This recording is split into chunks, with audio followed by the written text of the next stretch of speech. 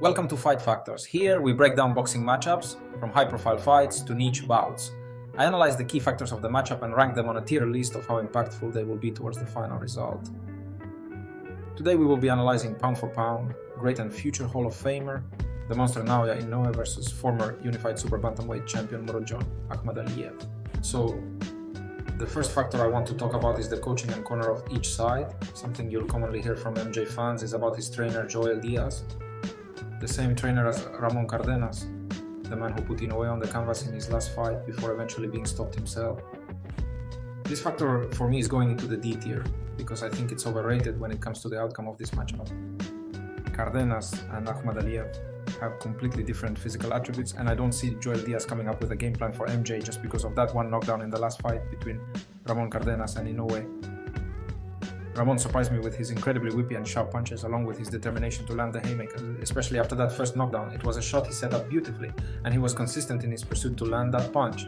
Akhmadaliev, on the other hand, is very rigid in both his game plan and his style. He's incredibly disciplined, and when you look at his punching style, it's more precise with thudding power. I'll give him credit for his accuracy, and he does have a decent looping overhand from his southpaw stance, but he typically hurts guys with accumulations. It's not going to be that one sharp hook that suddenly ends the fight. We rarely see him throw a punch like that, especially when he's being forced to move backwards or cut angles, something we'll talk about later. In every Akhmadaliev fight I've seen, he's doing the same things, trying to get back to the same rhythm, same defense, same escapes. You just don't see him making major adjustments mid-fight. Because of that, I don't see coaching making any miraculous change to his game plan or the way he's going to fight Inoue.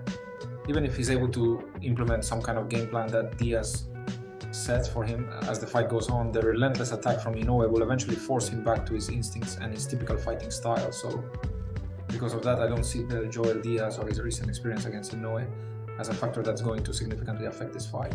Defense and counter punching. This factor is actually going into the S tier. MJ loves to initiate the offense from the high guard, and so does Inoue. But the difference is that Inoue is probably the fastest and most explosive fighter in boxing from that position. Akhmadaliev's primary defense against combinations is almost always moving backwards or simply using a high guard. This is his first and second line of defense consistently delivered the same ways. He only cuts angles when he's moving forward, and usually only if there's no activity from his opponent.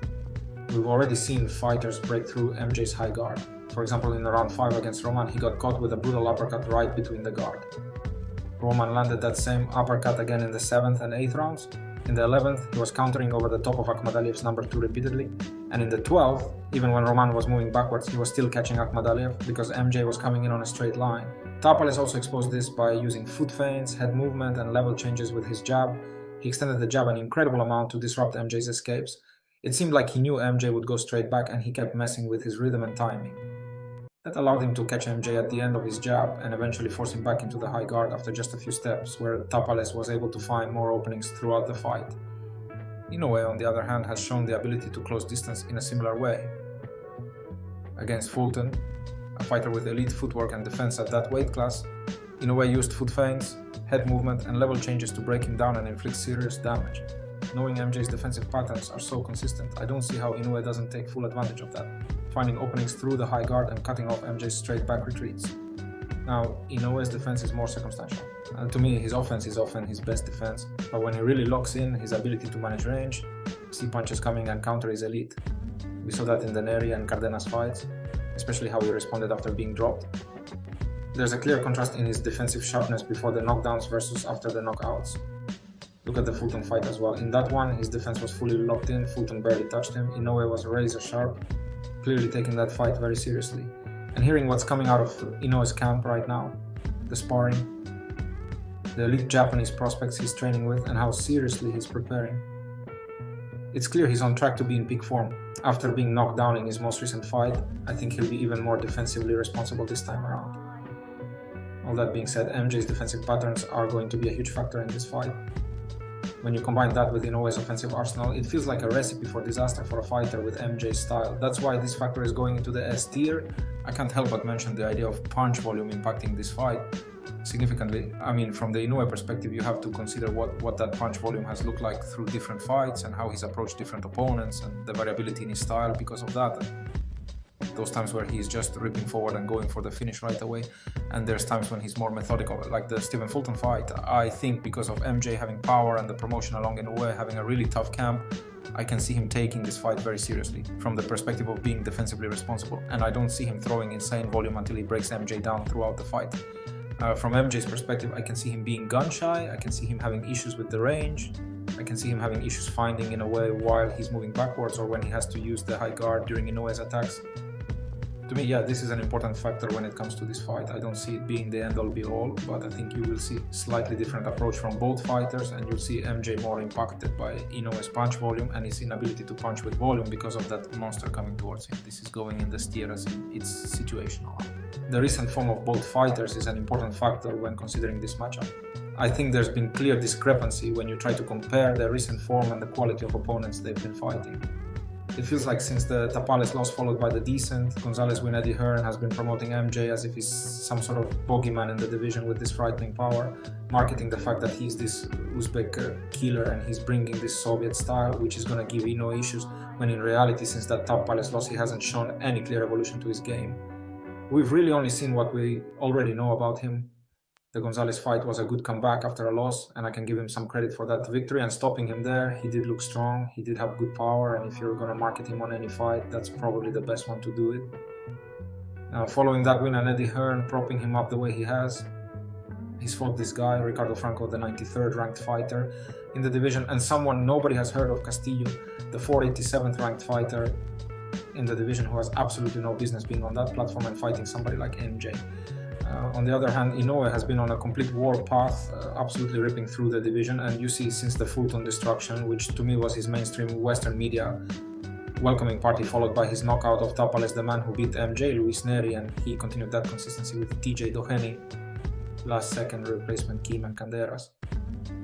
You can argue that his most recent opponents, as in the last three, weren't necessarily the strongest, but when you look at how often he's been fighting in the clear direction and intention behind his activity in his fights, it's hard to say that he's not in significantly better form than MJ. MJ is not geared up to fight somebody like Inoue.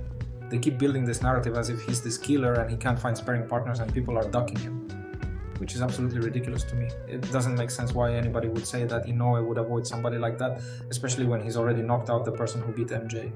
This is a very important factor to me. When talking about this fight, I mean, one has been active fighting every 4 to 6 months, and the other has been milking the idea of him being this killer, fighting people in the hundreds of rankings in his division, trying to get this opportunity. For Inoue, this is just another fighter in his path to be one of the greatest of all time. Meanwhile, for MJ, this is his legacy fight. This is the biggest fight of his career, and I don't want to take credit away from him. I think he's a really good fighter, and he's going to beat a lot of good guys in the division, but when you compare him to Inoue, it's honestly impossible to see a path of victory here when you consider their last opponents and where they are in their careers. I'm not going to fall into the trap of thinking that MJ has deservingly built this reputation as if he's personification of other Soviet-style fighters, and they're utilizing that as a marketing tactic for Inoue, instead of looking at the fighter objectively and recognizing the flaws and his specific style and the vulnerabilities within that. For this factor, I'm going to cheat a little bit, and I'm going to combine adaptability alongside composure under pressure because of how it relates to this matchup. This is actually going to go into the A tier for me. First of all, I want to preface and say that when I say composure under pressure, I don't mean the pressure of the fight. I mean physical pressure from punches, from positioning, and the various of the factors within the actual fight itself. What do the fighters do in the fight to deal with physical pressure? What do the fighters do to adapt to that physical pressure? I'm not going to go too far into what Inoue has done recently, because anybody who is watching this video already knows he was knocked down in the Luis Neri fight and he was knocked down in the Roman Canderas fight, but everyone has seen the highlight reels, everyone has seen the YouTube videos. He absolutely destroyed them. From that point on, you saw him make a clear adjustment and it led to a finish. He had other examples of this in the past, like the Donner rematch. Yes, I know he was injured in that fight and he was dealing with a lot of things, but I was still left impressed, and it still left an impression on fans in that time. MJ, on the other hand, for me, is one of the more consistent fighters you'll see on film, regardless of who he's fighting. He, like I'll say again, is very rigid in his style and wants to get back to what he does best. And those comfortable positions where he can avoid as much resistance as possible while also not working outside of the amateur style and being more creative, fluid, and circumstantial with his fights. when he's able to do what he does more consistently, he's hard to beat because he's landing hard, sharp shots and he's seemingly always out of range.